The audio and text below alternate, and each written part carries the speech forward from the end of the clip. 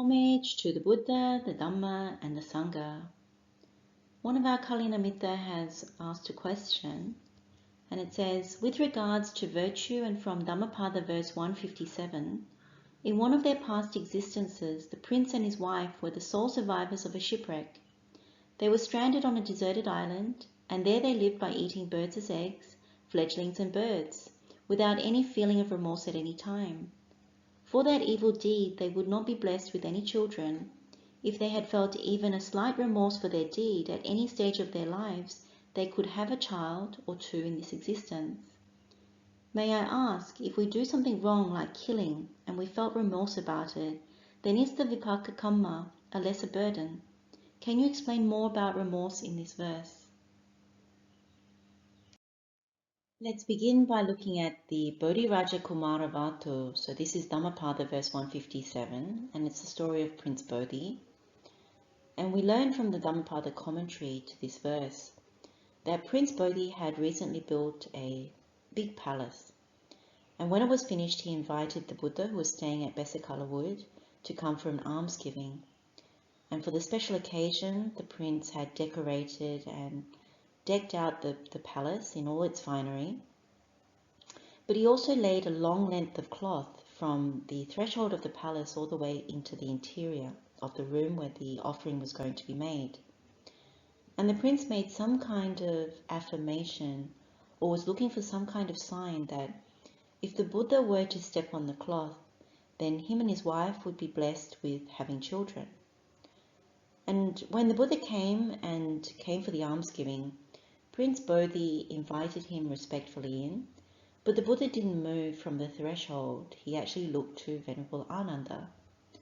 And Venerable Ananda understood, and he asked the prince to remove the cloth from the ground. And only then the Buddha entered the palace. So Prince Bodhi offered the meal, all the choice foods, and then after the meal, the prince asked the Buddha why he did not step on the cloth. And the Buddha turned to him and asked the prince whether he had made some kind of affirmation that if he were to step on the cloth, that would be some kind of sign that he would be blessed with children. And the prince replied in the affirmative. And the Buddha explained to him that him and his wife, so the prince and his wife, they were not going to have children because he could see their past evil deeds. And so the Buddha then explained or recounted their previous past life.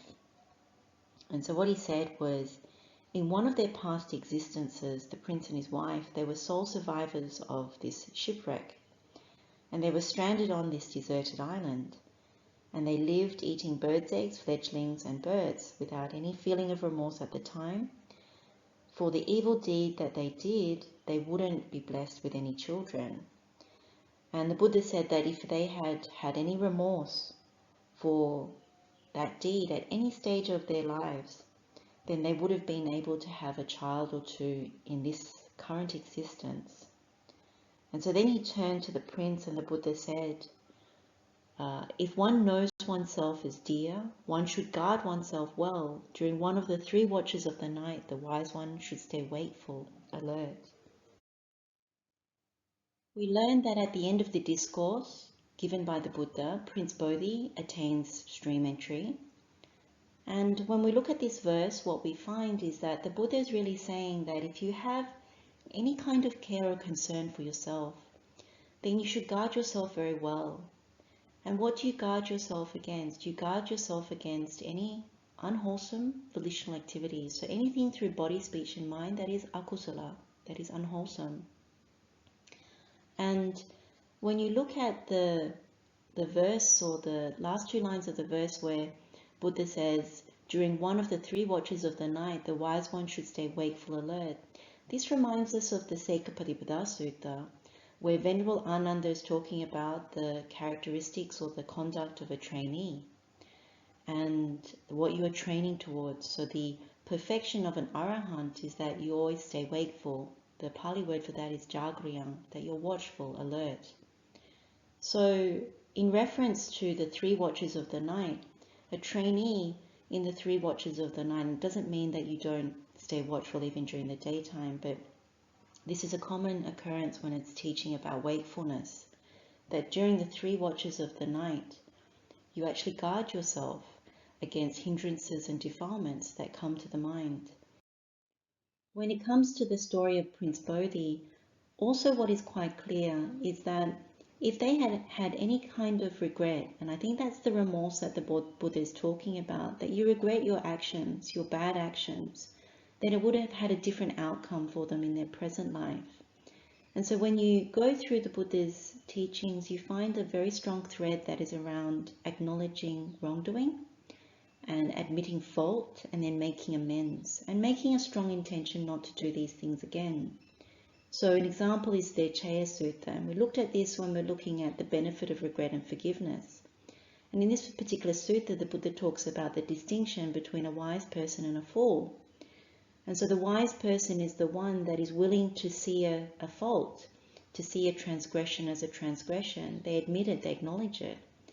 And secondly, when they see that transgression or fault, that they've done something that's not right, that's akusala, then they make amends for it. So they might ask for forgiveness, or they might recompense someone who's made a loss as a result of their actions, or they do something to improve on that situation. And that might be even cultivating what is good as a direct opposite of what has been done that is bad. And then the third thing is that when someone else comes and confesses to you or admits fault, then you accept it in accordance with the Dhamma. So you might offer forgiveness, or you might simply acknowledge and give that person the opportunity to just confess. When we looked at mind as the forerunner in terms of kamma and then the impact of kamma, we do know that the results of kamma are very difficult for us to understand. Only a Buddha can actually understand completely about the results of kamma. It's one of those things that the Buddha talks as inconceivable, and we see this in the Achintaya Sutta. But when it comes to the mind as the forerunner, I think one of the most important things is that when the Buddha says the mind precedes all mental states, the mind is their chief. They are all mind-made. If with a corrupt mind one speaks or acts, from that suffering follows, like a wheel that follows the foot of the ox. So what's very important is when you make amends and you admit fault and you ask for forgiveness, and then you make a very strong intention not to do that unwholesome thing again, it goes a very long way, because the mind is the one that provides the volition and the intention behind things. And so kamma is very much influenced by the mind. So with our intentions, if we have the right intention to renunciate, to have non-ill will, to have non-harm or non-cruelty, then it goes a very long way towards how we direct ourselves in terms of the karmic result. And so when it comes to Prince Bodhi, if him and his wife in their minds had regretted and actually determined, made a strong intention not to do those things again, then it would have gone a long way towards improving their situation. And so when it comes to us, if we do wrong deeds, it's very, very important to regret what we have done if we can acknowledge that transgression. If it's not easy to make amends, but at least we ask for forgiveness in our minds towards those things, particularly 3 times. It's very helpful to do that towards Buddha, Dhamma and Sangha, and to admit that fault, and then to make a very strong intention not to do those things again. The very powerful example that we have for overcoming very strong evil deeds is Angulimala Thera. He, as we know, was the mass murderer who was someone who killed 99 people, and he was about to kill his 100th person, which would have been his mother. But then he encountered the Buddha, and the Buddha taught him, and he decided to ordain. And so he changed his path. He went from one of a lowly birth to one of a noble birth. And his strong intention was actually to cultivate good, to actually overcome the whole mass of suffering. And so his example is very powerful in knowing that there would have been some regret or remorse that Angulimala had felt in order to ordain. And he turned his whole life around by doing that, and then by setting forth on a path of wholesome. So what would have been quite dire for him would have been the hell realms.